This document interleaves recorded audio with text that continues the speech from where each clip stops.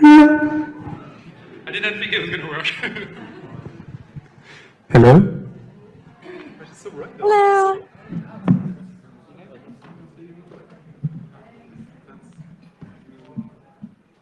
Is this like, it's not projected anywhere, is it? Is that like a camera or something? Yeah, you are projected here when you start. Yeah, but where's the camera?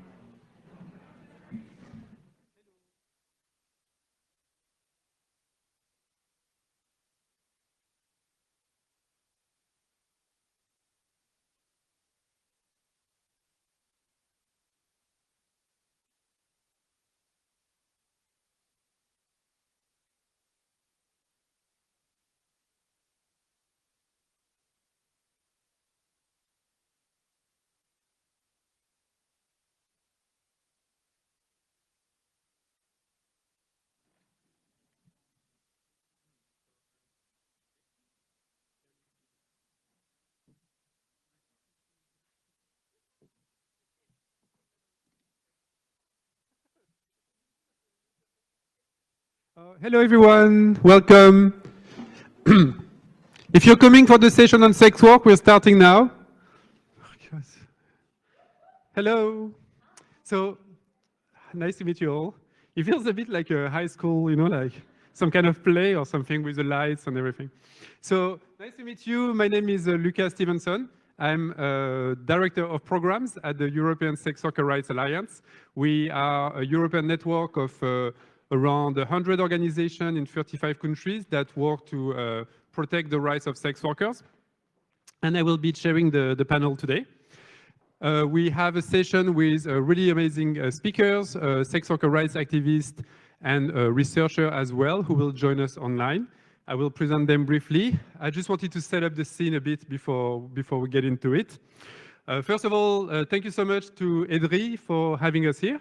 It's really exciting. It's the first time I think that we have a whole panel on sex work at Privacy Camp, and it's a very important issue for us and hopefully for you as well. So, ESWA, as I was mentioning, is a sex worker-led network. We have various priorities, including access to health, access to justice, racial justice, labor rights, decriminalization of sex work, and more recently, we started to focus as well on digital rights. So we know that the digital rights of sex workers are critical issues, which are often overlooked by policymakers and sometimes by other activists as well. And so when we try to put this panel together, we discuss of a title. I know when you try to put a session together, the title is the worst part, and you just leave it to the last minute and you can't find it, and it's 2 minutes before the deadline, and you're like, okay, let's find something very clever. And so we were like, oh, in the eye of the storm, critical crisis, mythical crisis. And then later we realized the eye of the storm is usually the most quiet space of the storm. So our metaphor is a little bit limited, but actually if you look at us and how calm we are, maybe it does make sense. So what we meant by the title is that, you know, if you look at decades and decades of like policies and laws affecting prostitution or sex work, as we prefer to use it, the issue is that sex work has always been conflated with another issue, which we call trafficking in human beings. And so I want to just, before I give the panelist mic, I want to take you back to 100 years ago in 1910, where actually the League of Nations came up with one of the first international treaty. And I don't know if you know this, but one of the first international treaty was actually developed by the United Nations, so the League of Nations at the time, to tackle what was the biggest issue at the time, which was, I don't know if you know, maybe somebody know, what was the first treaty? White slavery. So the issue was that it was so critical to address the issue of white slavery that we had to have all these nations come together and create internationally binding treaties in order to address this problem. And by white slavery, what was actually meant was prostitution. And so when we look at the issue of trafficking and the way it's been framed internationally, it's always been an issue about controlling prostitution and controlling migration in particular. And it has from the beginning extremely racist undertone, if not completely overtly racist overtone. So if you look at in the US in particular, like Mann Act was also a law that was developed in 1910, the same year, in order to address prostitution. But this law was mostly used against black men to arrest them in order to, like, under the guise of like protecting white women from prostitution. So from the very beginning of the development of laws on trafficking, sex work and trafficking has been conflated. And 100 years later, 2022, what we see now, whether it's at the Council of Europe, the UN level, the European Parliament, this conflation of prostitution and trafficking continue to be affecting sex workers. And this is what we're going to talk about today, as well as other issues affecting sex workers. I think that's all I had to say as a setup. So the three panelists today, we first have the amazing Kali Sudra, who is a sex worker right activist. She's also one of the board members of ESWA, and she will be speaking about her own personal experience, but also as well about Fosta Sesta, which she will explain in more details. And we then have the as amazing Eid Aydinalp, who is our program officer on digital rights. And Eid will discuss a bit the work we are doing at ESWA on digital rights, some of the key issues, and some of the successes that we had. And our final speaker, who will be on the screen, is Dr. Elisa Redmile from the Max Planck Institute of Software System. And I got the name right for once in my life. Elisa is a fantastic researcher. We've been collaborating on the research together. I really recommend reading some of the research Elisa has been developed with different partners. Very, very interesting on digital rights of sex workers. So I now give the mic to our first speaker, Kali. Thank you. Thanks, Luca. Hey, everybody. Thanks for having me here today. So as Luca said, I'm a full-service sex worker, so the things that I've written today are from my own first-hand experience and also the experiences of other colleagues in the field. So I'm going to read because I get really nervous. So I'm gonna read some of the stuff, and I will also look up and smile at your lovely faces. I would specifically like to address like how digital technologies are critical for sex workers, and how our access to these technologies is prevented, and how this impacts our health and our safety well-being. To explain this, I'm going to use the COVID crisis and how sex workers experience this health crisis as an example. And lastly, I'm going to talk about certain situations and the crisis rhetoric can be used to attack sex workers' rights, as we've been experiencing for years now. And if we look at how human trafficking is used as an excuse to criminalize sex workers and to cut their access to critical digital tools. So as many of you know, the COVID crisis certainly pushed many companies to accelerate to be digitalized, and it made us realize that it is crucial to have access to digital technologies in this time. I don't think anybody really could have predicted what was going to happen. But one thing that became clear with the COVID crisis is that the general population and sex workers both had a great need for digital technologies. It pushed sex workers to limits where we had to look for new ways of working, because it was especially noted where there was harsh lockdowns, where they shut down brothels and clubs, saunas, massage parlors, et cetera, et cetera. So we couldn't leave our houses and we had to go somewhere else. Many sex workers found, does this work? Yeah, it does. Sorry. Many of us found that that we had to find another way to find income. So a lot of us turned online. So big platforms like ManyVids and OnlyFans received a big influx of new people trying to find work as well, not just sex workers.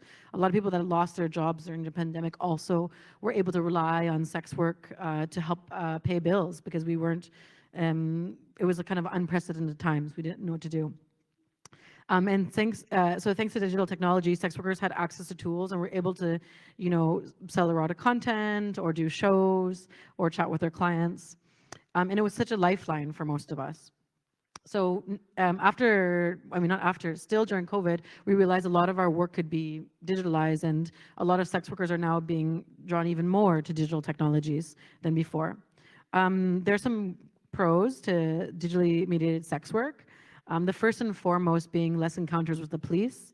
As you probably know, sex workers have reported direct violence and abuse at the hands of police officers, harassment, intimidation, humiliation, extortion, just general physical and sexual violence. And further criminalization also of their jobs, arrests or accusations for other offenses. So having kind of like a layer, the internet, between us and the police, I mean, they're still there, obviously, criminalizing us, but we didn't have to see them in person, was helped lower levels of violence. Also, another pro about working online is it was efficient and helped us save time. Sex workers could work from our home, a place that we knew, a safer environment, one that was familiar to us. It also helped us have safer sex by only having digital contact with clients. Helped us connect online with other communities of sex workers, have conversations about important safety concerns, such as warning other sex workers about potentially dangerous johns or time wasters. Sorry, time wasters are the worst. Any other sex worker will agree with me. It gave us a space to screen for clients. If you don't know what screening is, it's basically, just asking clients a few questions so you can have kind of like a digital trail. Maybe their ID, have their phone number, or their address, or whatever. This is kind of hard to do in person while doing street-based sex work. It's not impossible, but it's harder to do. Also online, it gave us a place where we can advertise our services and just put our policies, which saves us time instead of like having to tell everybody, it's just there on the internet. And then working online gives us the possibility to increase income, and then also allows us to have community with other sex workers, so having spaces to connect. And then the problems with digital sex work, in my own personal experience, I'm just going to mention two short ones. Financial discrimination. We must rely on financial services to get paid for our work. To do that, we must abide by the TOS, terms of service, that are always almost sex worker discriminatory. So it presents a problem if we can't use our, also it presents a problem by giving our really private information out. We have to use our real names to open up accounts, and it kind of puts us in a very difficult position. Big pay platforms like PayPal, for example, are super discriminatory against sex workers, and I'll go a little bit more into detail that after. And then online censorship, my favorite. For those of you who know that I have been censored on every single platform, even Tinder. So they censor me there too. No, but they censor me everywhere. So but censorship is a really big barrier to sex work, and it's also kind of a confusing barrier because of the algorithms that I personally don't understand how they work. I just know that they're very racist and that they go after marginalized identities for our own good, according to big platforms like TikTok and Facebook that openly admitted to censoring BIPOC not too long ago. The main problem about being censored, it seems like lots of people, when I've complained about being censored, people thought of kind of gaslit me. It's like, that's not that big of a deal. It is, because if I'm not able to advertise for my service online, my work, I can't get a job, I can't pay the bills, et cetera, et cetera. It also pushes sex workers to the very limits and the margins. And so if you can't get work online, where do you go? You go to the street, which is where lots of sex workers face the most amount of violence is on the street. So it is a big deal, it's not just like some silly thing like, they deleted a post that I made about whatever. It's a really big deal, Some of the recent years, there's been heavier restrictions online, and we might ask, why is sex work so censored on the internet? It's a highly complicated question with complicated answers, but we could start to describe the why by explaining two bills that were passed in 2018. Sounds like a long time ago, but they're still having an effect in the United States, and they had an impact on sex workers and internet censorship in general worldwide. So you probably have heard of SESTA and FOSTA. They sound good in principle, but they're not that great. There's a Stop Enabling Sex Traffickers Act, which is SESTA, and the Fight Online Sex Trafficking Act, which is FOSTA. They are package bills that were passed in April of 2018 that made it illegal to publish sex online. They were designed initially to censor online content in order to curb sex trafficking.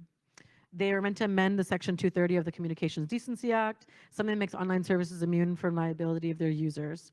And it would make Section 230 not apply in cases of sex trafficking. So before SESTA and FOSTA, I'm sure maybe you know this, but I'm going to tell you anyways. Websites and internet service providers were not held liable for their user-generated content posted on their platforms, including advertisement, comments, forums, etc., etc. Without this clause exempting websites from liability of their actions of their users, most websites couldn't afford to exist. They would just have to perpetually ward off potential legal actions based on inflammatory comments or unpredictable behavior of their users. By devoting endless resources to moderating everything their users did by simply banning users' activity altogether, by throwing millions of dollars at litigation costs. So now the owner of any platform that posts content involving sexual activity, including consensual sex work, can be sentenced up to 25 years in prison. So FOSTA and SESTA amends this to section 230 of the 1996 Communications Decency Act, and to allow prosecutors to penalize internet companies that promote or facilitate prostitution. So as a result of SESTA and FOSTA, major pages were shut down. One of the biggest ones that was shut down was one that was called Backpage. It was a website basically where you could advertise for your services and get contacted by clients. It didn't just help us meet resource needs, but also helped us stay safer, accessing community, being able to organize those things that I said before about the pros of doing online sex work. So Backpage was a vital tool for sex workers, and shutting it down could be compared to that of a massive layoff affecting providers all around the world. It didn't just affect people in the United States. Taking away those tools obviously affected the most marginalized communities, like the BIPOC community and the 2S LGBTQI community, who are more likely to face unemployment and housing discrimination and more likely to rely on sex work to survive. One sex worker responded, Mr. Smatis, she said, "It's true that any system can be abused, but the idea that removing sites that is going to make someone who is going to sexually abuse someone say, never mind, is ridiculous. It's a child's view of the world." These bills have done so much damage to sex work because they've basically conflated sex work and trafficking, which are two separate things. It pushes us all into one corner, and the more that we use terms like teen prostitute instead of using the word trafficked teen, the less we're actually solving the problem that we claim to be, concerned about. Okay, so how am I doing for time? I'm running out of time now. Because SESTA and FOSTA created this kind of fake crisis, conflating sex work with trafficking or child trafficking, many websites were sent into a full-blown panic and didn't want to be conflated either or caught up in any legal stuff. So their response was, well, we're going to kick sex workers out or anything related to sex. So there was an outcry of anti-sex worker groups. Celebrities even jumped on the bandwagon, like Amy Schumer. Sorry, I won't get into her comment. It was ridiculous. And they were like, this outcry about like, what about the children? And, if without these bills, child trafficking is going to run rampant, There's a lot of actions that took place to make sure that sex workers were deplatformed, but really little action to actually, deal with the problem that they were supposedly, concerned about. To date, actually this is really important, to date it's resulted in just one federal prosecution, according to the new report from the Government Accountability Offices, or the GAO. So basically there's been no, it's not been useful at all. And actually a lot of people that were pushing for this bill, to be passed, they gaslit sex workers saying this isn't meant to harm you, but they knew that it was going to harm us, even though we said it. And they haven't really even been public about this one prosecution because I think that they knew that this bill was just really going after sex work and not after trafficking because, there hasn't been any kind of any update about how SESTA and FOSTA is working, et cetera, because it's not working. Another thing is payment processors have become really strict with anything that can be construed as sex work, and social media giants obviously decided to crack down on any material that can be interpreted at all, could get you deleted, even, a sexual emoji. Because they really, Instagram or Meta said even emojis in sexual nature. And I'm like, which emoji is going to be sexual? You know what I mean? It was anything could be sexual nature, some emoji smiling. I have no idea. The emoji that is a face, I have no idea, But anyways, that could get you deleted. So as I mentioned before, the digital sex work really was shaped from the passing of these bills. And what if SESTA and FOSTA have in common? Firstly, they put sex workers in danger. Secondly, they threaten the whole population in terms of privacy violations and encryption, as we heard in the chat before. And then they made it also complicated for anyone who marginal identity to have a platform. Basically, these bills destroy our right to privacy, freedom, digital rights.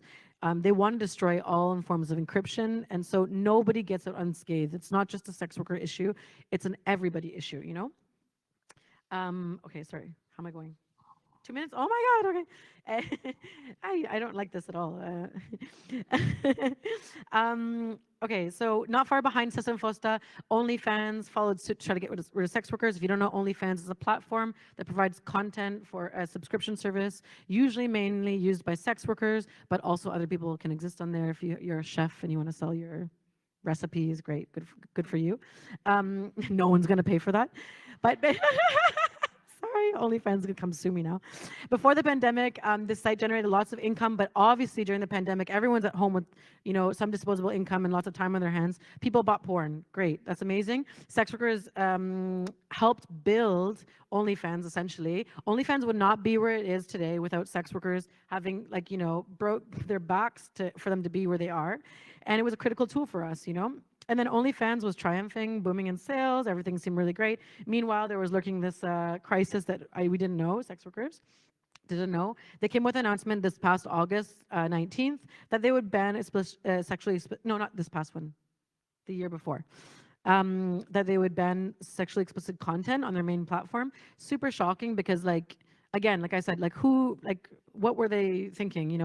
Who's going to keep paying for? I mean, everybody that goes to OnlyFans is looking for specific sexual content and not recipes from some weird chef. So, anyways, basically they threatened to kick sex workers off their platform. Sex workers were outraged. ESWA was outraged, and then a few days later, they completely backtracked their statement. We're like, oh, we didn't mean it. We would never kick sex workers off our platform. They realized it was a big mistake. Obviously, they were going to lose billions of euros. And they weren't really clear. They're kind of shady. They said it was banks, basically. That was the reason why that they couldn't process the payments, which was later then they just magically found another bank to work with. They didn't publicly comment on who they were working with. But yeah, basically this disaster is a very real crisis for sex workers and can be tied back to Sesta and Fosta. A lot of companies, adult companies, were feeling the pressure. MasterCard also put on tighter regulations in 2021 around any content that's sexual. So anyways, yes, OnlyFans. Okay, I'm going to read ESWA's statement and then I'm going to stop. So ESWA also published a statement after OnlyFans decided to try to ban us. ESWA strongly condemns OnlyFans' initial decision on imposing a ban on explicit content on the platform. This disturbing and unfair decision caused high levels of stress and uncertainty in the sex worker community. Although the suspension of explicit content ban can be considered a step in the right direction, there is an urgent need to address the underlying reasons of exclusion of sex workers from digital platforms and financial services. Among other things, ESWA demands that digital platforms revoke anti-sex work policies and make public apologies to sex worker communities. OnlyFans kind of made a half-assed apology. They didn't really care that we were really stressed out. And so despite having to deal with a fake crisis, the conflation of sex work and trafficking, amongst the real crisis, COVID, sex workers didn't receive any money from the government, we didn't disappear after these bills. Instead, we've globally mobilized sex workers in massive numbers. We've created new community-based organizations based on our needs and have done lots of research. And during the COVID crisis, we received little or no help from the government. We created mutual aid projects across the globe. We've come together in an unprecedented situation to support each other and make sure that we don't get left behind. So to summarize, sex workers greatly rely on digital tools to have safer working conditions, and the removal of sex workers from these platforms and tools only puts us at greater risk of harm and precarity. We need to be listened to when we're talking about grave laws being passed about our work, because bills like Sesta and Fosta had years of damage in our community and continue to harm us. They could have been prevented if sex workers were centered in these conversations. So going forward, we need to make greater efforts to make spaces for sex workers' voices and lived experiences of discrimination.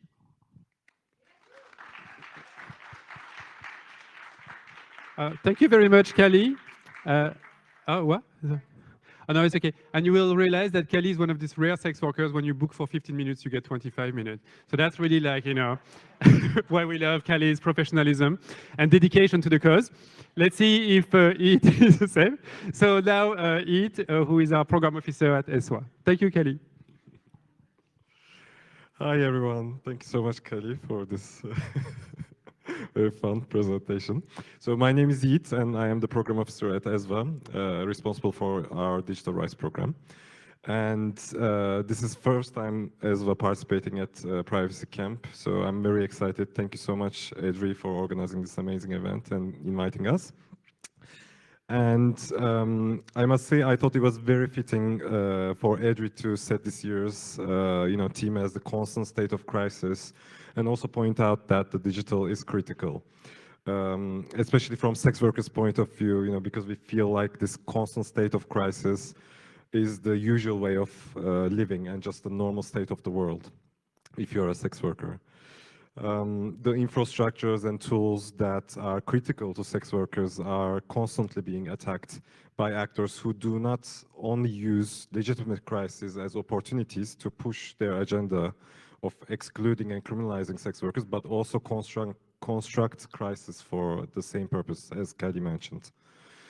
And sex workers always had a very closely knitted, very intimate relationship with technology. I mean, throughout the history, sex workers were one of the early adopters of new communication technologies in order to, communicate with their clients and advertise their services.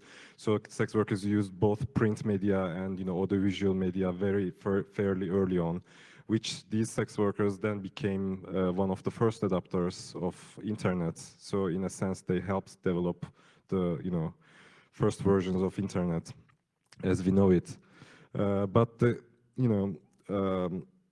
so there has been many benefits of digital tools for sex workers, and today they are definitely like an inseparable part of how sex work is conducted in Europe and globally, actually.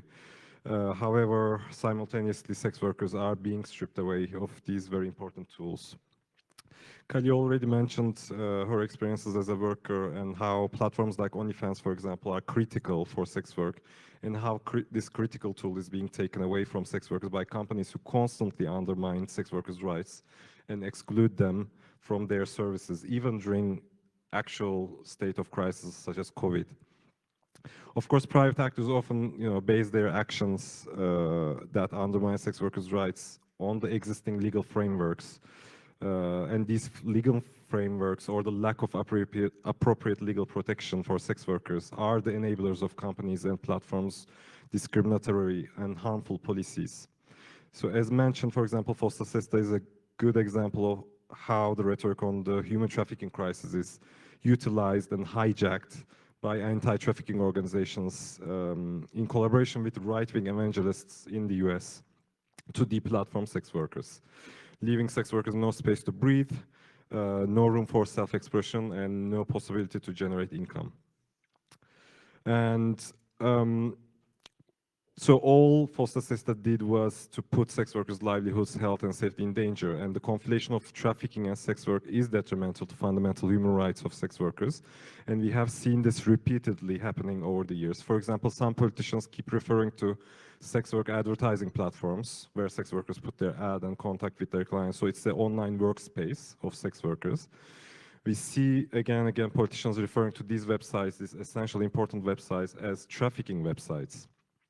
So this is, of course, purposeful framing of these workplaces as something that they are not. Instead of acknowledging the importance of an actual purpose of these platforms, they are framed as trafficking websites to manipulate public opinion, to get these platforms to shut down. So it's an ideological war on sex work and pornography that unites certain branches of feminist movement and right-wing extremists, which is mind-blowing.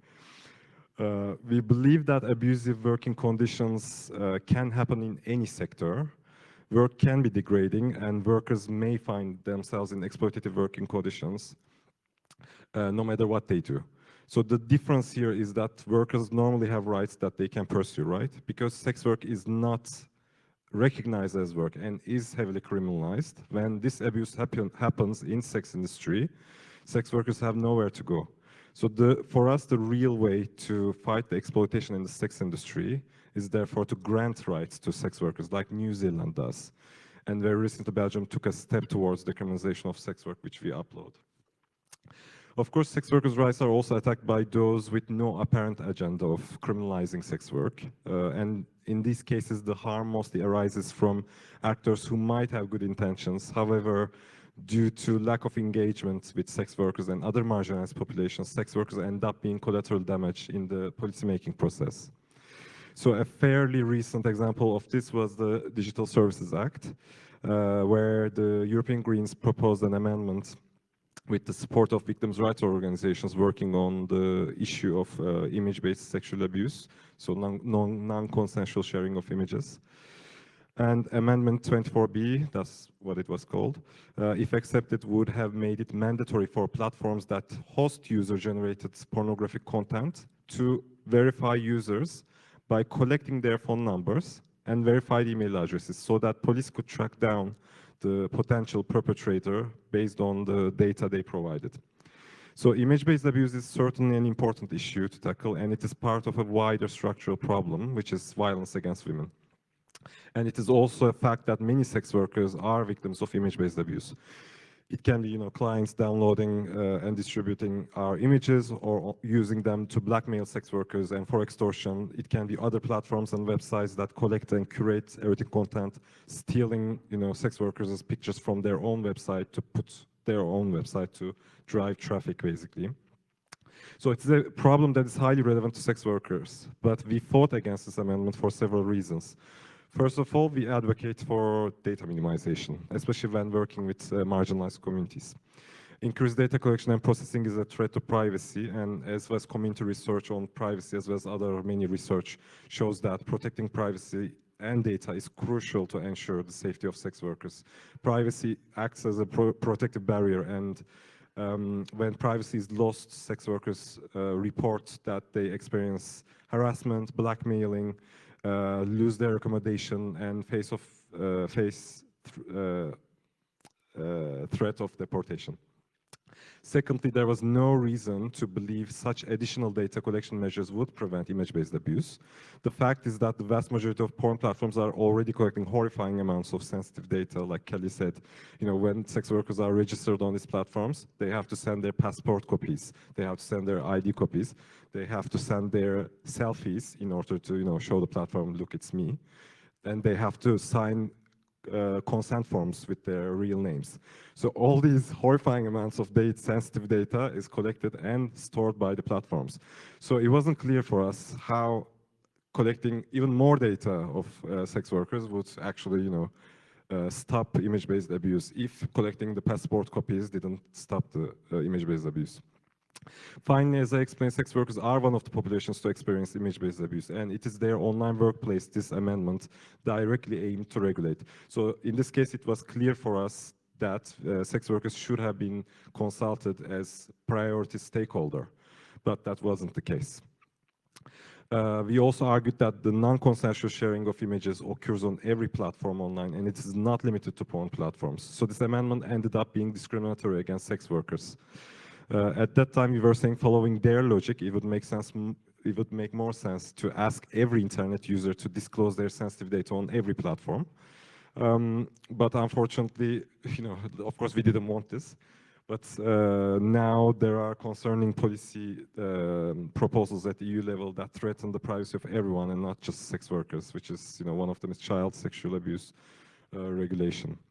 So as I'm sure many of you heard of this proposal, even if you are not directly working on it, European Commission prepared a proposal that will allow service providers to scan private conversations in order to supposedly detect child sexual abuse material and prevent the further distribution of this material.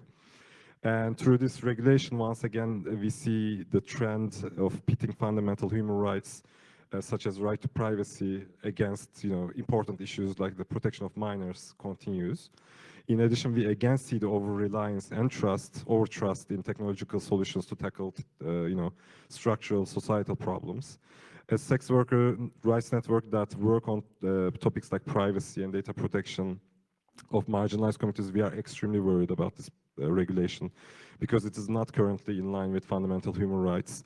And the use of automated systems to detect such content, we believe it's going to create lots of false positive results, which will increase the chances of sex workers becoming in contact with police officers, which are one of the perpetrator of violence against sex workers. And it is also very damaging to the human psyche to feel like every move you take is surveilled by private corporations and governments alike, even if the part of your identity or the work you do is not criminalized like sex workers. What this regulation tells us is that it's very bleak, I think, that we are not able to find ways to tackle these issues and manage crises without treating some portion of the population as collateral damage. So CSAM regulation is nothing less than mass surveillance practice for us, which doesn't even do much in terms of protecting children. And we find it very disproportionate. And there is no legal basis for imposing this level of surveillance on everyone without reasonable suspicion. Finally, I'm going to just mention one national level development that is very concerning and uses this crisis rhetoric that politicians love to use, which is online safety bill in the UK.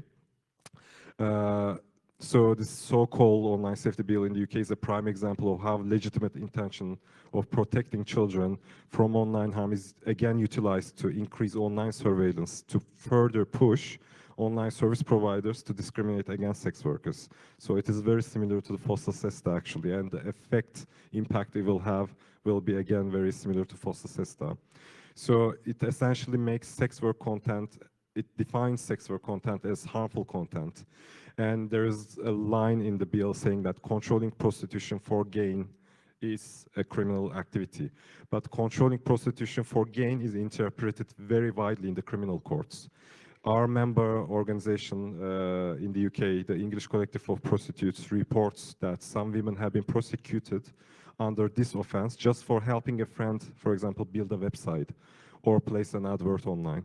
So companies who aim to avoid any potential liability will make the move to deplatform not only sex work content and sex workers' accounts, but possibly all erotic and sexual content. So the result will be as devastating as FOSTA SESTA. So to recap and finalize, I just want to make 3 points. First of all is, so there are legitimate crises that we are facing today, and it is crucial to have a robust policy landscape that seeks to address these very important issues. However, we should be aware that when there's crisis, there are always people who use those crises to exploit our feelings to push their own agenda. We should therefore have a very critical mind when we are facing politicians and other actors who use overly emotional and alarming language to push for their agenda, such as increasing surveillance, for example. My second point is that tackling techno-solutionism is very important for us. We are aware that technology has a very important space when we are trying to come up with solutions to our problems. However, techno-solutionism we see today is, especially in the policy making, is like, okay, we build this fancy algorithm, or we collect lots of more data, and then everything will be fine. We don't have to do anything else. Obviously, it doesn't work. We are therefore advocating for structural solutions that address the root cause of societal problems. So technology won't have a meaningful impact unless we try to tackle racism, poverty, talk about borders, and lack of education. For sex workers, for example, the starting point is the decriminalization of sex work, which would grant labor rights to sex workers and help effectively fight human trafficking, violence, and exploitation in the sex industry. Finally, ethical, inclusive, and fact-based policymaking is needed more than ever. Today, there is a lack of ethical policymaking at both national and EU level, where policies are being drafted, amendments are put forward, like DSA, without doing the exercise of mapping out stakeholders and to then initiating conversations with these stakeholders. Only by being truly inclusive, we can lay out effective laws.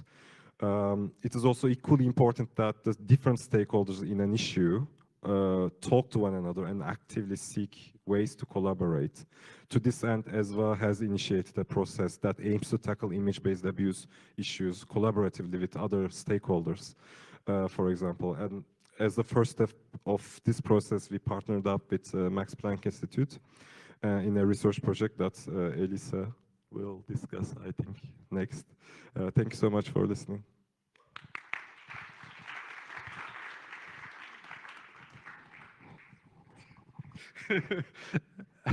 Thank you so much, Eat. We can talk a bit more after as well about some of the program we are doing. I'll mention as well this multi-stakeholder dialogue we will be developing with Adri as well, and Elisa will be part of. And I now give the floor to Elisa. Thank you. Thanks, Luca. Thank you. I will end up echoing in some ways a number of the things that have been said before me. So as Luca had introduced, I'm a faculty member at the Max Planck Institute, and I run a research group where we have been working with sex working communities and looking at the role of digital technology in sex work for the past 5 years. And I come out of the field of computer security. And so what brought me to this work was feeling like the tools that we were building as technologists and the research we were doing as computer scientists, particularly in security, was not necessarily addressing the needs of sex working communities and other marginalized communities for a number of reasons that have already been raised on this panel. So a lot of our work has involved doing hundreds of paid interviews with different types of sex workers all around the world to understand sex workers' safety goals, the risks they're facing, their strategies for coping with those risks. And the goal of our work is really to try to understand how technology can stop hurting and start helping people achieve their labor goals. And so some of our initial work started out with in-person workers in Germany, Switzerland, and the UK, and then has progressed to look at folks who are doing either in-person or digital-only work in the US and in other regions around the world. In addition to looking at kind of folks' labor practices and the role of technology and safety technology, and in that, we have also done a bit of work on understanding kind of the harms and measuring the efficacy of some of the anti-trafficking solutions that are out there.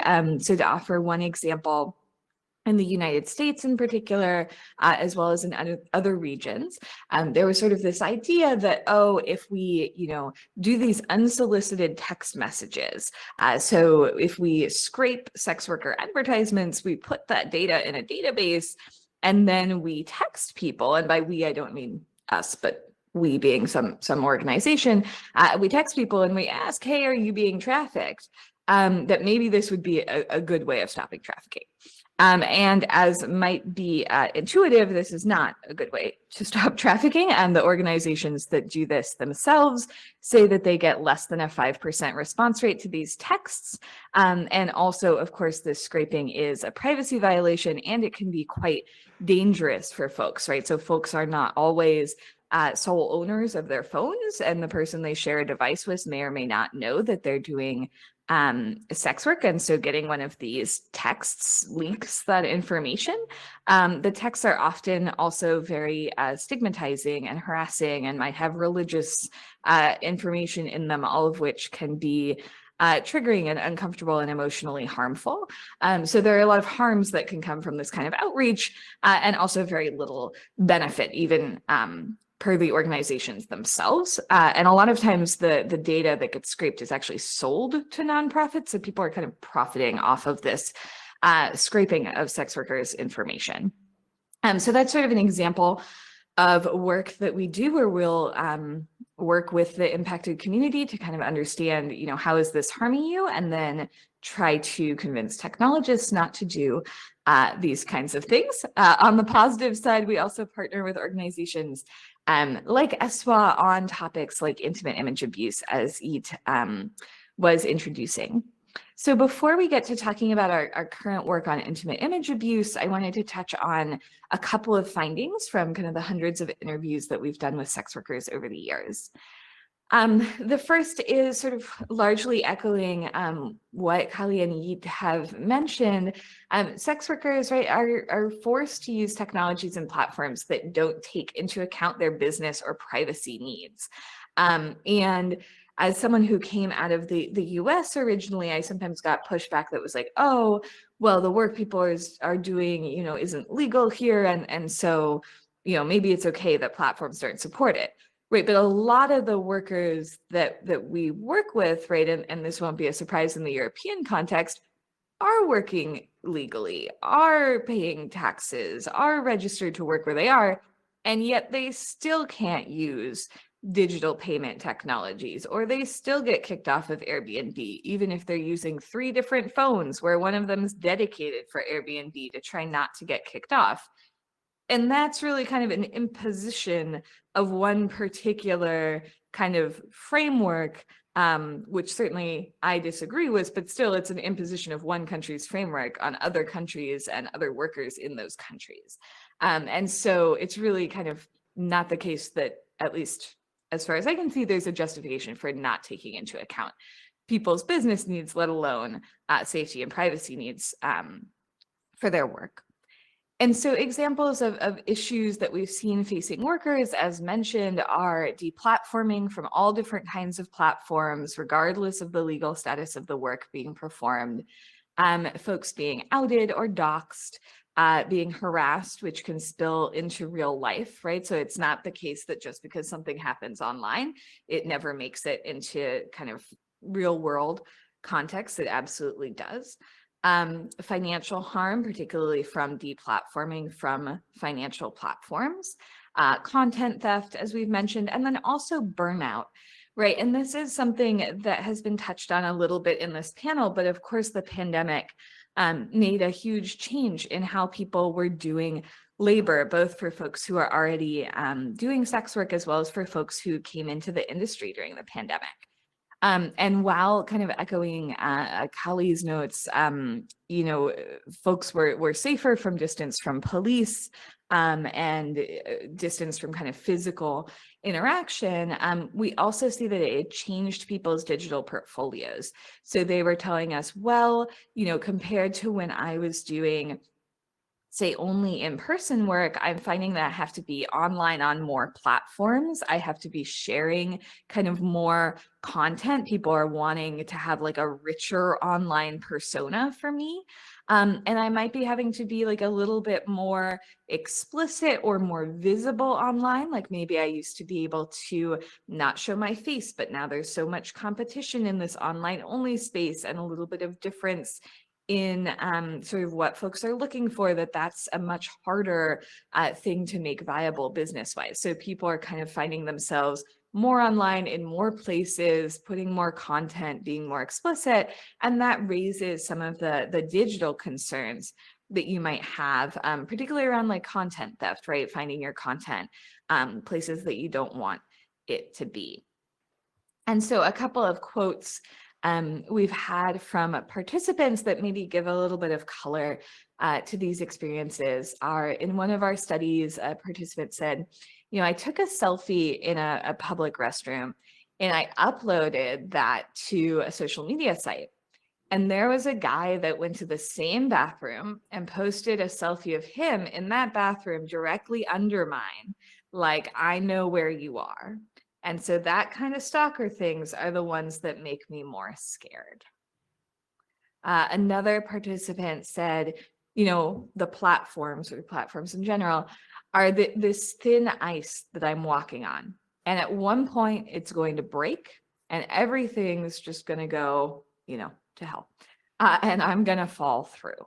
And this is sort of a common sentiment among hundreds of people that we've talked to, is these platforms are thin ice, and they also sometimes are facilitating harms like the first one, right? They're really showing your content to everyone, which in some ways is good, and in other ways is not so good because people don't always behave in the way that we wish toward other people.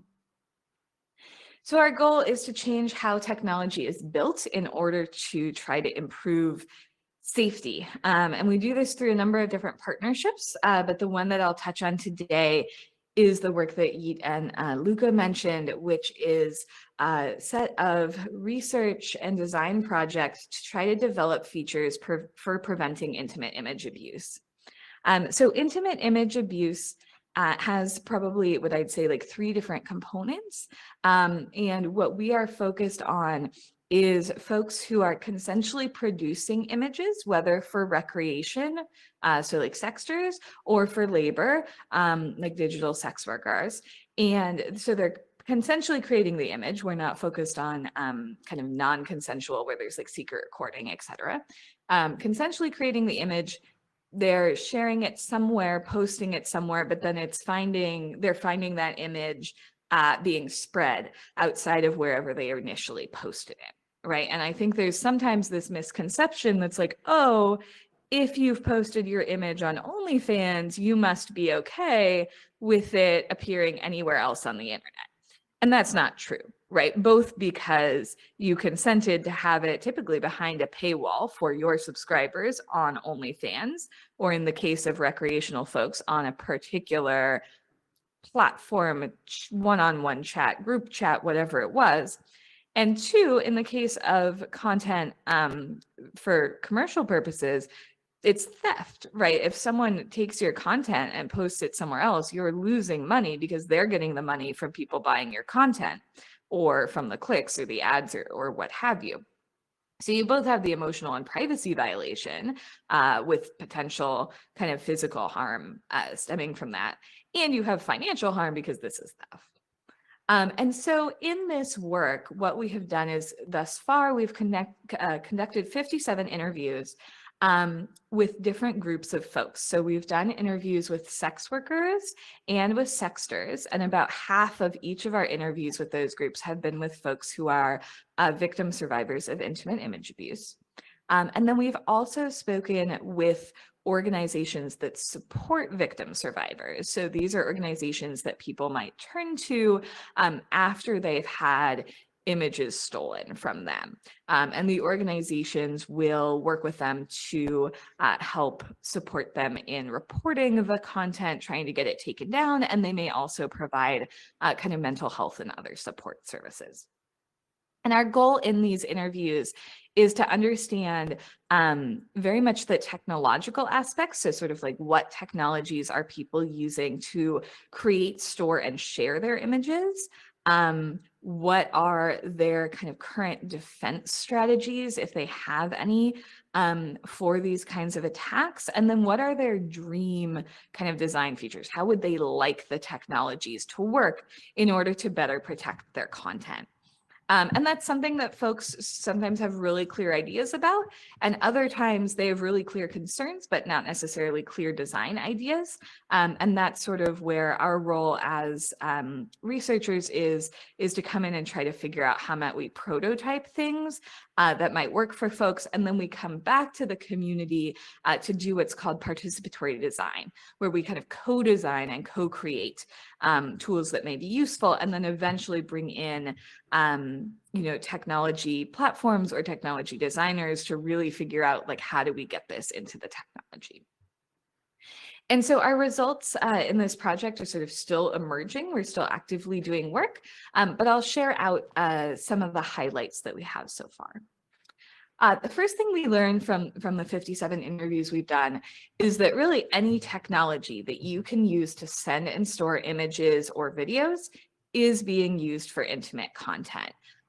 So this could be anything at all, from like Dropbox to local storage on a device, to Discord, to Kik, to very specific messaging platforms in a particular country, to Reddit, like anything that you can use for image and video capture, storage, and sharing, folks are using. And people are scared about their fears around having intimate image abuse happen are around, embarrassment from things coming out, being blackmailed, being outed. This could be outed as a sex worker or outed in terms of your sexuality or your gender. People are afraid of or have been doxxed. And then also, of course, financial loss for folks who are selling their images and videos. And at a high level, one of the things we see from a technology side is image and video data is really treated with insufficient sensitivity, right? So a lot of times the protections for image and video data are basically the same as text data, but image and video shares a lot more personal information and has a lot more sensitivity, particularly given that people aren't kind of using, one of 3 platforms for intimate content. They're using every platform. And so that means that image and video content on every platform is sensitive, and the resharing of that content is sensitive. And there's this theoretical idea in academia of contextual integrity, which is basically that people's kind of privacy concerns are very much focused on who I shared it with, why I shared it, and who I expect to be able to receive it outside of who I shared it with. And so this is sort of a perfect case study where people are intending to share content, even non-intimate content, with a particular audience, and then finding it in a completely different audience being used potentially for a different purpose than whatever their intent was originally. And that's very violating. So how are people trying to defend themselves? They are removing identifying features from their images. So this might be face, tattoo, etc. They're also doing screening and vetting, right? Kali kind of mentioned screening and vetting for in-person work. People are doing the same thing for sharing images. They're also kind of creating like hierarchies of trust based on how well they know someone or know a particular client or a friend or whoever it is, or a particular group, to figure out what they're willing to share kind of at different levels of that trust. One of the things that's come up is, how do I handle kind of expiration, right? Sometimes I trust you and then you violate my trust. There's currently no way to really get my content back from you, right? Or to kind of continually be checking in on whether I still feel the same way about this particular sharing space or interaction as I did, 3 months ago. The other thing that people are doing is they're resigned, right? They're telling us, well, I just assume that my content is public and I just sort of operate with that assumption. And I'd say there's a lot of sort of internalized victim blaming that folks are sort of exhibiting, where they're like, oh, well, I guess it's my fault, if I choose to share content or I choose to do this kind of labor. And that sort of victim blaming is also in a way encoded in the technology, right? By this sort of assumption that like, well, we're not going to do anything to sort of protect your content. It's just going to go wherever. And, it's your fault if you shared it, instead of putting the responsibility on the platform for saying, no, it's your responsibility to make sure my content stays where I shared it, which is on your platform and not somewhere else, or in this particular conversation on your platform and not somewhere else. Elisa? So can to you hear that me? end, Okay, we just have sorry, a couple minutes more for your presentation, so then we have 15 minutes for the Q&A, okay? Thank you. Perfect. Yes, we're on the last slide.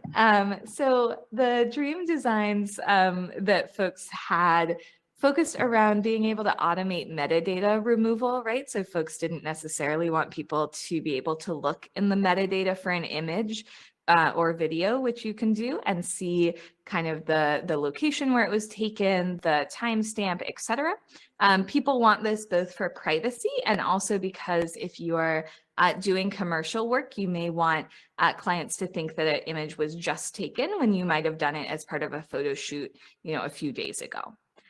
People also want flexibility in how they are able to control their data depending on different levels of trust.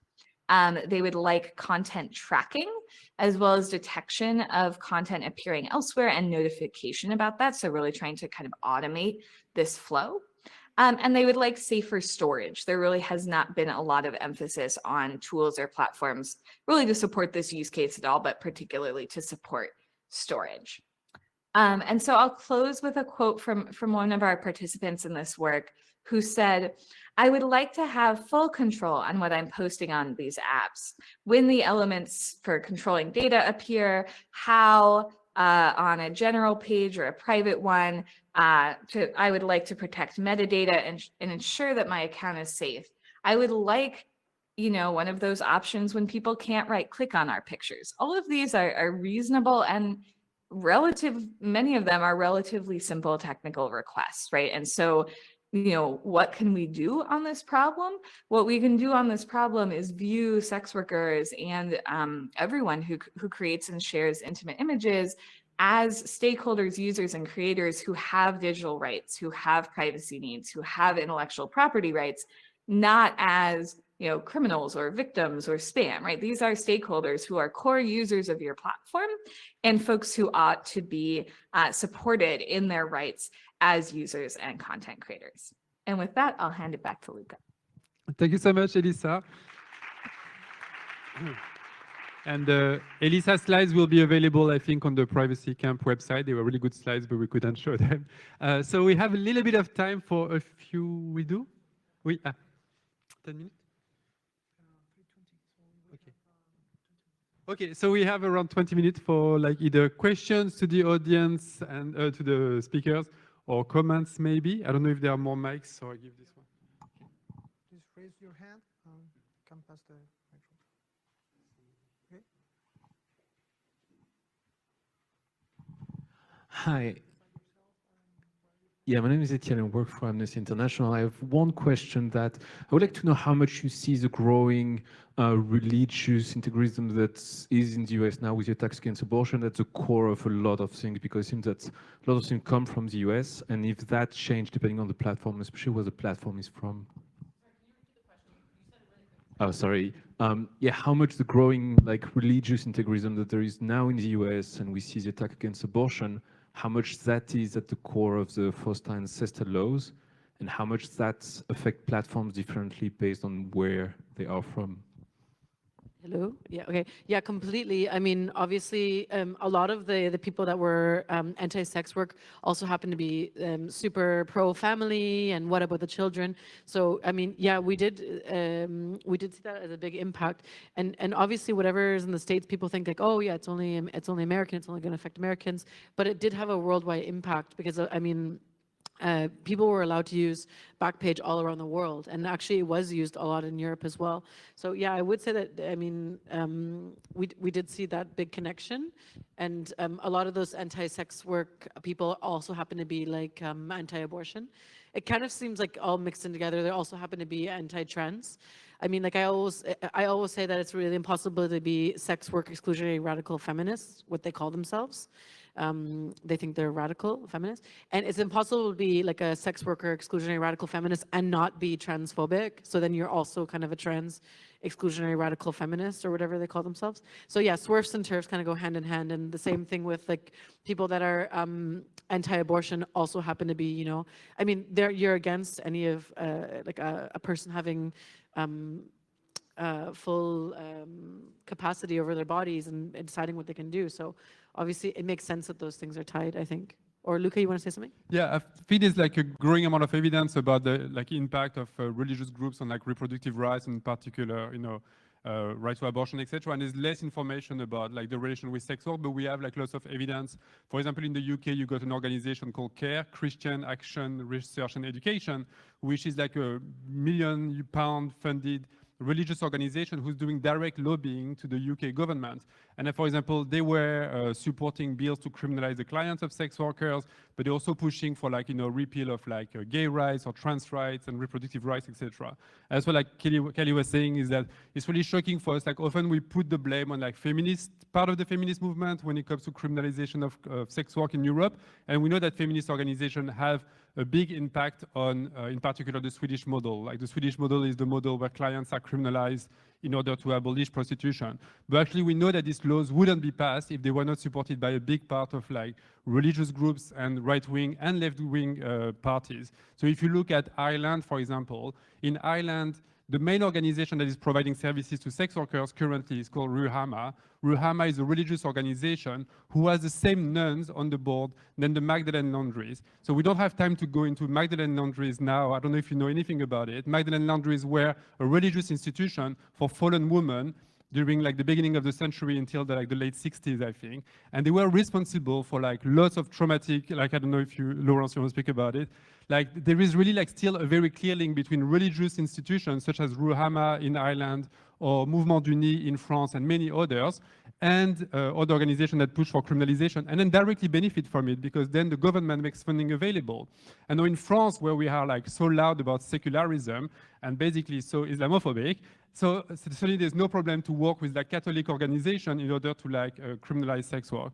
And I feel like the main one, if you want to look into it in the US, if you look at Exodus Cry is unbelievable. Is this like extreme religious organization who does things such as praying against trafficking, where they organize global prayer against trafficking, where we also ask for donation, and then use this money. And Exodus Cry is one of the actors responsible for the whole campaign against Pornhub, and what Kelly was saying about OnlyFans, like the whole push to have MasterCard stop working with OnlyFans, for example, is by Exodus Cry and other actors like Ashton Kutcher, whatever his name is.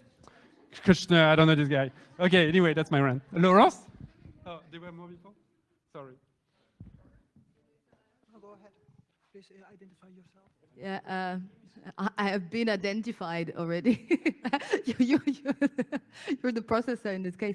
Hi, I'm Laurence from DFF. And my question is because, Luca, you mentioned in the, at the beginning the racist origins of the abolitionist movement as well.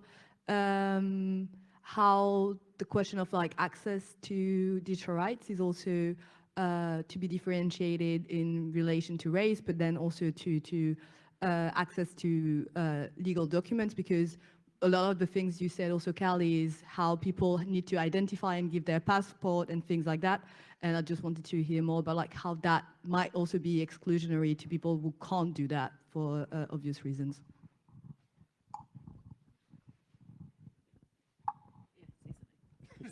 Sorry. Yeah, I mean, collection of ID copies and passport, it's a real problem that we are actually quite against this kind of this way of age verification. Age verification is important, yes. So we all agree on that, definitely. So we want our workspaces, including online workspaces, to be as safe as possible. However, there are no different ways to verify age at the moment that platforms use, and the easiest option to go for is, of course, let's just collect all the data we can, and then we can then store this data however we want, and then we can use this data however we want. We have no idea how they do that, but it does end up excluding actually mostly migrants and individuals who are in the migration process. They may have lost their passports, or they don't have the right work permit. For example, some platforms even go beyond asking for ID copies. They ask for work permits, like they want to see your work permit, especially if you are a person of color. So if your photo is not white enough, they have the incentive to ask more questions like this. And it is a real problem that excludes migrants from basically generating income, which makes them more vulnerable then to violence, and then they have to go to pimps, or third parties who facilitate the sex work for them because they can't do it by themselves. So yeah. Sorry.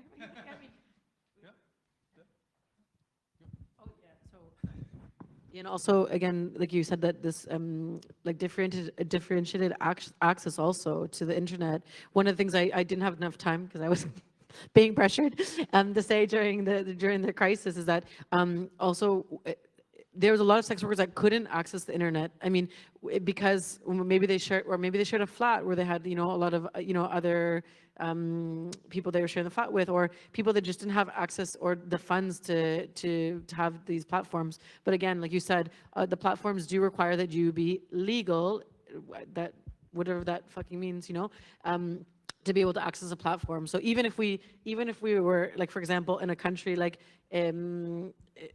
Switzerland, Brussels, Belgium. Oh my God, Brussels is a country. Belgium or New Zealand, where sex work is decriminalized, you still have to be legal to migration is still criminalized. So you still have to be legal to able to access those platforms of sex workers. So we see decriminalization still has, it's not all that glamorous, because again, it still leaves out the most marginalized people, which are migrants. So yeah, even in countries like Belgium or New Zealand, still have this problem again, you know, like even if you have OnlyFans or ManyVids, you can't have it unless you have a passport that's in vigor or a work permit. We're having like this in some of the reports, like, so mentioning here, we have a couple of reports on privacy and censorship written by ESWA.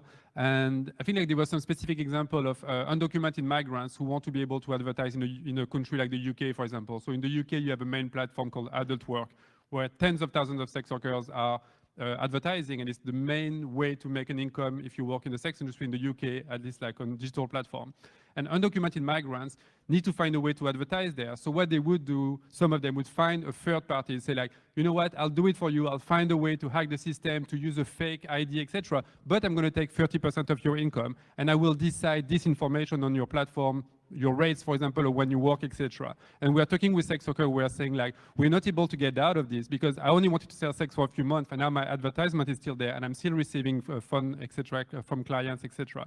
So I think there's a real issue where all these laws, even the laws that are like defined as like trafficking, or in Germany, the Protection Act, all these laws are designed to protect sex workers, but are never developed with sex workers, and in particular with marginalized, migrant, racialized, LGBTQI sex workers who are more at risk. And often these laws that are meant to protect us, without talking to us in the first place, actually making us more vulnerable and more at risk of exploitation by third parties in particular. And there's a lot of similarity with like many of the discussion we have around like undocumented migrants in general. If you want undocumented migrants to be safe, just make it easier for migrants to come here. There is no other way for migrants to be safe. Making it more difficult by creating like more like less pathways to come to Europe in particular will make it like more risky for migrants. And it's exactly the same for sex workers and platforms. 5 minutes. Last question. Yeah. 5 minutes. Yeah, last question? Yeah, last question. There's a few more questions. Just one more. One more. Okay, please identify yourself. Yeah, okay. Hi, I'm Ali Sibai from Heinrich Busch Stiftung.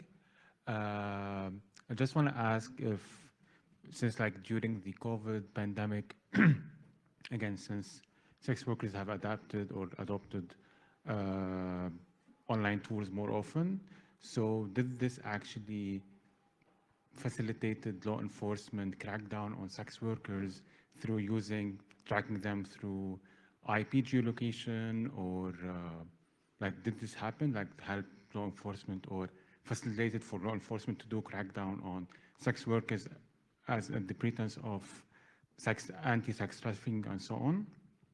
A follow-up question, do you advise like sex workers to use like VPNs to protect their geolocation and so on? Thank you.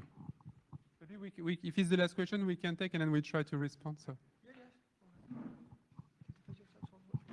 Hello, my name is Vitória. I'm an activist from Brazil, and my question is also to collect maybe perspectives on how we could create financial instruments to not fooling these lives of these persons, but also fooling our movements.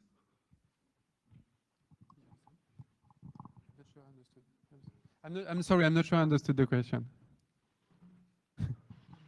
It's a way how we could create financial instruments to make the money flows to these persons, but also fooling our movements like discriminalize abortion, sexual workers, and so on.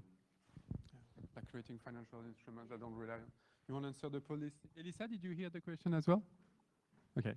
Yes. So I give you basically, you can all say a few words, either directly responding to the question or final word that you might have wanted to say and didn't, and then we can close. The financial instruments, I Or think. the police, yeah? Yeah, I'll just quickly respond to that. I mean, it's really hard because the terms of services are super anti-sex work.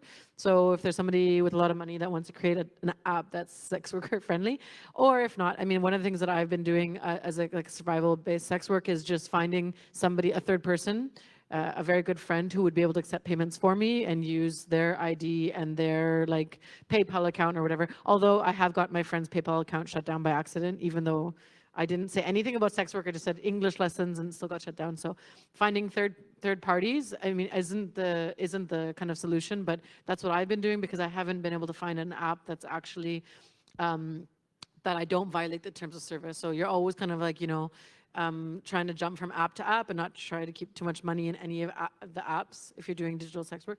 But yeah, I don't know if there's anybody here that has a better solution, but that's what I'm doing for now. I can answer if we are suggesting sex workers to use VPN and stuff like this. So digital security is, of course, important part of, it's one of the ways, I think, to try to fight back. And I do personally find them important, but, there are lots of things to consider. So are these tools accessible enough, for example? Are they cheap enough? Are they, do they have multiple languages? Are they, easy to navigate? So these are all important, and it does leave some sex workers out of these systems, basically. But also, I feel like technology changes really fast, and technological artifacts are always, reimagined, and people find ways around technologies, to overcome the barriers they basically present. So I don't think it's an absolute solution to just rely on digital security, because these technologies will change. People will find other ways to interfere with your communications and stuff like this. So I personally think policy should be really really the fundamental thing to do for us. So we should base all our policies on protecting fundamental human rights, and then just let the technology evolve around these policies. Thank you. And Elisa, you want to say the last word? Yes, sure. So I'll address the technical security tools. So in a survey of about 100 workers in Europe, what we saw was that the primary security tool that people were using, not always necessarily for security purposes, but sometimes for that reason, was encrypted chat. So about a third of people were using encrypted chat tools. Only about 15% of people were using VPNs, and then about 5% were using cryptocurrency. And I think we have kind of, there's sort of two reasons for that. So one reason that folks are not always using sort of these technical security tools is well put by one of our participants, who said, I would gladly do all of the above, but that really only works when the customers participate. And they said, Threema, Signal, PGP encryption, cryptocurrency, right? I can no more sort of demand that the Max Planck Society pay me in cryptocurrency then many workers can demand that their clients do so, and clients may not want to do so for a variety of reasons. That doesn't necessarily mean that cryptocurrencies can't be useful in some way, but at least in the current way that they are built, right? You're opting into a different currency system. It has interoperability, payment issues, as well as just usability issues, and it has to be cooperative with clients. And then for things like VPNs, while this can be useful as a privacy protection, certainly there is this kind of usability trade-off of like using a VPN doesn't change the fact, to Kali's point, that the terms of service are very, kind of, to the first question in the panel, American-centric and sort of with these particular set of moral values that prevent people from using them, right? And so I can use a VPN, but that doesn't really change what I can do with tools. And so I think for a lot of people, the kind of utility cost trade-off of using some of these tools just isn't high enough, and they're not addressing people's like core needs and concerns. Thank you so much, Elisa. And I wanted to say like a few words to conclude. Like many things were said, just on the point of like banking, sex workers have often organized in relation to this crisis for many years. If you look at India, for example, sex workers were not able to access financial institutions. The bank would say, we don't take your money, you're a sex worker. It's probably coming from trafficking. We don't want it. So sex workers created their own bank, which now has tens of thousands of members. And they're able to like save money and do microcredits to support one another. And this is something that sex workers have always done, creating mutual aid support so that we are protecting each other. I wanted to say a couple of things. We have resources here. We also have these t-shirts. That's why I always wear these t-shirts. If you want to buy one of them, it's helping us. Sex workers and our organization like work in very precarious environment. It's very difficult for us to access spaces, political spaces, but also resources. So we really encourage you, if you are able to support sex worker rights organization at the local or European level or international level, please do so, reach out to us. And I wanted to finish with one thing that we are working on, we are very excited about, with different partners, including EDRI, and Freedom Collaborative, and hopefully Elisa and the Max Planck Institute as well. I think lots of the things that we said is often that prostitution or sex work debates have been based on this idea that on one hand you got victims of trafficking or other victims, and on the other hand you got sex workers. And somehow it's not possible to get rights for these two communities. But we know this is not true because many of us are victims, whether we are victims of gender-based violence, we are victims of intimate image-based abuse, as we discussed, victim of exploitation or trafficking. There is no such thing as like two different communities. Many sex workers are victims, have been victims or will be victims at some point. And what we want to create is more dialogue between different organizations that might not have the same priorities or the same strategies, but should have more conversation about how we create, in particular, digital landscape, digital environment that both protect the rights of sex workers to sell sex, to advertise, to express themselves, but also protect the rights of victims, including children, including victims of intimate image abuse and sexual exploitation.